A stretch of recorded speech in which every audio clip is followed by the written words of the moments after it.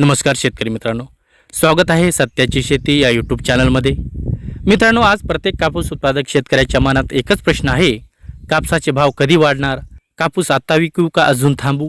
घरात कापूस पडून आहे, बँकेचे हप्ते बाकी आहेत, खत औषध मजुरीचा खर्च डोक्यावर आहे आणि बाजारात भाव मात्र समाधानकारक नाहीत। मग नेमकं चित्र काय आहे? चला सविस्तर समजून घेऊयात।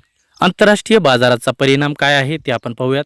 मित्रांनो, कापसाचा भाव फक्त आपल्या गावातील बाजारावर अवलंबून नसतो, तर तो थेट आंतरराष्ट्रीय बाजाराशी जोडलेला आहे। जागतिक मोठे उत्पादक देश युनायटेड स्टेट्स, ब्राझील, चायना जर या देशामध्ये उत्पादन जास्त झाले तर जागतिक बाजारात पुरवठा वाढतो आणि भाव खाली येतात। पण जर एखाद्या देशात दुष्काळ, पूर किंवा उत्पादन घटले तर भाव वाढण्याची शक्यता तयार होते। कापड गिरण्यांची मागणी काय आहे ते आपण पाहूयात। आपल्या भारतात कापूस जास्त प्रमाणात कापड गिरण्यांकडून खरेदी केला जातो। जर निर्यात वाढली तर धाग्याची मागणी वाढली तर कापसाला चांगला भाव मिळू शकतो। पण सध्या अनेक गिरण्या मर्यादित खरेदी करत आहे, म्हणूनच बाजारात मोठी उसळी दिसत नाही। देशातील उत्पादन परिस्थिती काय आहे ते आपण पाहूयात। यावर्षी काही भागात पावसाचा अतिरेक तर काही भागात पाण्याची टंचाई झाली आहे।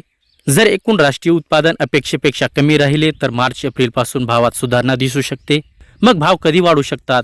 इतिहास पाहिला तर जानेवारी फेब्रुवारीमध्ये पुरवठा जास्त असतो, मार्च एप्रिल नंतर बाजारात माल कमी होऊ लागतो। एप्रिल मे मध्ये कधी कधी भावात सुधारणा दिसते, पण लक्षात ठेवा, ही हमी नाही तर शक्यता आहे। शेतकऱ्यांनी काय करावे? तर जर तातडीची गरज असेल तर थोडा माल विक्री करा। सर्व कापूस एकाच वेळी विकू नका।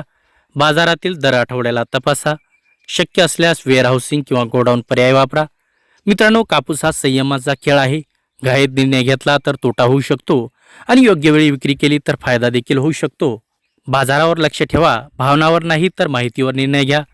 जर तुम्हाला अशा प्रकारचे बाजार विश्लेषण व्हिडिओ आवडत असतील तर लाईक करा, शेअर करा आणि सत्याची शेती या चॅनलला सबस्क्राईब करायला विसरू नका। धन्यवाद।